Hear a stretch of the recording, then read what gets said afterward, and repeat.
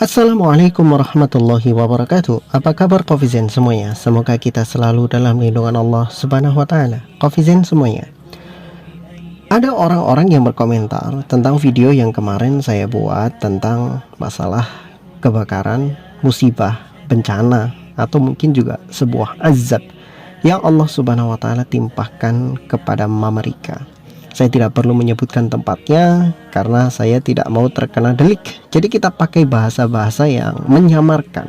Tetapi begini, Coffeezen semuanya, sebetulnya ada beberapa hal yang cukup membuat kita harus tercengang, dan itu bukanlah cocok logi, dan itu bukanlah kebetulan. Karena bagi seorang yang berpikir, terutama orang-orang beriman yang Allah sebut sebagai ulul albab yang mau menggunakan pikirannya, tidak ada satupun di atas muka bumi kejadian kecuali itu memang sebuah izin dari Allah Subhanahu wa Ta'ala, takdir dan ketentuannya Allah Subhanahu wa Ta'ala. Mau nikmat, mau itu azab, mau bencana, mau apapun, semuanya takdirnya Allah Subhanahu wa Ta'ala, termasuk yang terjadi di Amerika. Jadi begini, pertama, keanehan yang pertama adalah bencana itu dikatakan sebagai kebakaran terhebat yang pernah terjadi. Meskipun di tempat itu, di LA, itu sering sekali terjadi kebakaran setiap tahun, tetapi yang kemarin terjadi ini adalah yang paling hebat, yang paling dahsyat, dan katanya paling sulit untuk dipadamkan dengan mengarahkan segala bentuk alat-alat canggih yang mereka miliki pun nggak padam-padam. Itu yang pertama. Yang kedua, bencana itu terjadi setelah gembar-gembornya Presiden Amerika Donald Trump, ya, itu setelah dia berkoar-koar akan membuat neraka di Baitul Maqdis, akan membuat Baitul Maqdis menjadi neraka. Jadi setelah koar-koar itu, maka kemudian terjadilah bencana itu yang menghanguskan sebagian daerah yang dianggap sebagai tempat yang cukup elit di Amerika. Itu yang kedua. Yang ketiga, kemudian yang perlu kita pahami baik-baik, seolah-olah alam atas izin Tuhan yang Maha Kuasa sudah membuat kesepakatan untuk menghanguskan semuanya tanpa berkompromi.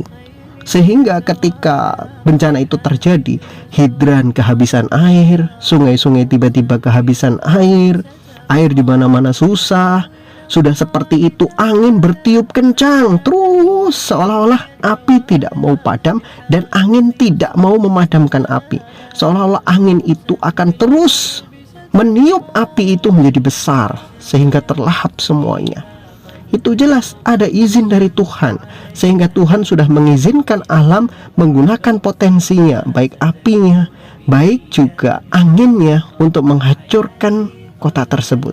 Seperti sudah diizinkan oleh Tuhan, dan Tuhan sudah membuat kesepakatan dengan alam. Luar biasanya di situ. Kita nggak mungkin bisa mengatakan, oh itu hanya kebetulan saja, oh itu bencana biasa saja.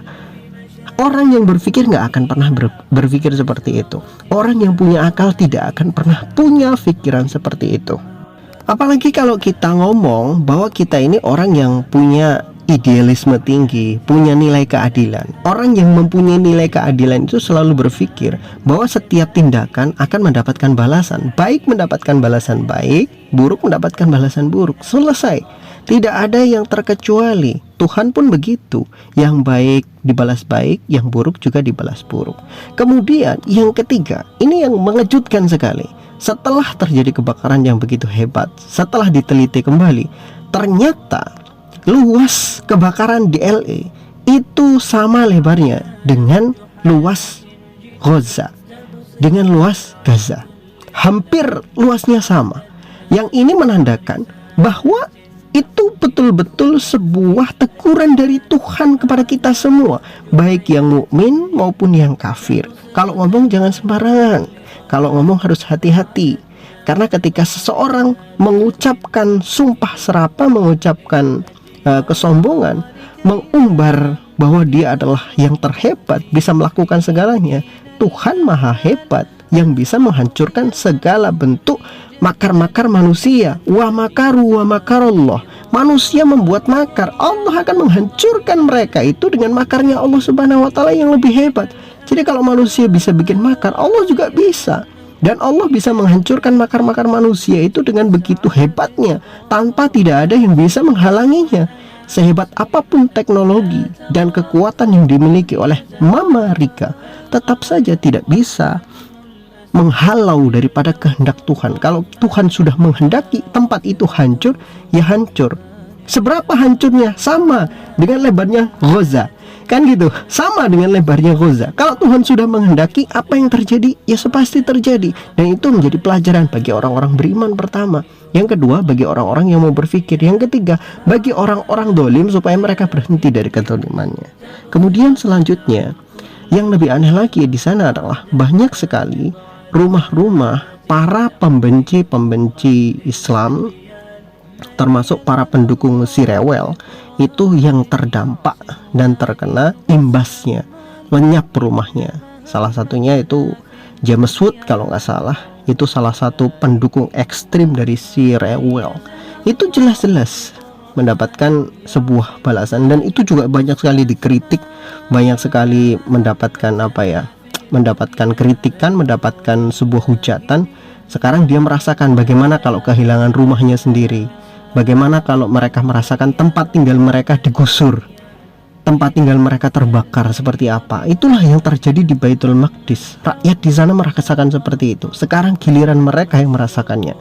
Kemudian yang terakhir itu adalah kerugiannya. Itu adalah kerugian paling besar di dalam sejarah kebakaran yang terjadi di sana. Nilai nominal kerugiannya itu lebih daripada 1.000 triliun. Itu berita yang saya ikuti terbaru. Lebih dari 1.000 triliun terhitung-hitung kerugian akibat kebakaran itu. Luar biasa ini. Jadi kalau ada orang mengatakan, oh itu hanya kebetulan saja, ingat baik-baik, tidak ada yang namanya kebetulan di atas muka bumi itu. Semuanya direncanakan dengan baik oleh Tuhan. Jadi tidak ada yang namanya kebetulan.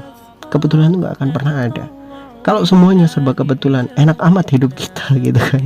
Nggak begitu. Semua adalah hasil. Siapa yang menanam, maka dia akan menuai. Siapa menanam baik, dia menuai baik. Siapa menanam buruk, dia juga menuai buruk. Dan yang harus kita lakukan saat ini adalah mendoakan mereka. Doakan saja mereka supaya setelah ini mendapatkan hidayah dari Allah Subhanahu wa taala, mendapatkan kebaikan, mengambil hikmah dari semua itu, dan mereka berhenti dari kezaliman-kezaliman mereka. Dan terpenting adalah sampai hari ini rakyat di Baitul Maqdis itu bisa tidur dengan nyenyak karena musuh-musuh mereka sedang sibuk ngurusin sesuatu yang lain. Jadi nggak fokus ke sana. Setidaknya beberapa hari ini orang-orang di Baitul Maqdis bisa nyaman sementara, dan itu betul-betul perlindungan dari Allah Subhanahu wa taala kepada mereka. Ya wallahu a'lam bishawab. Semoga bermanfaat.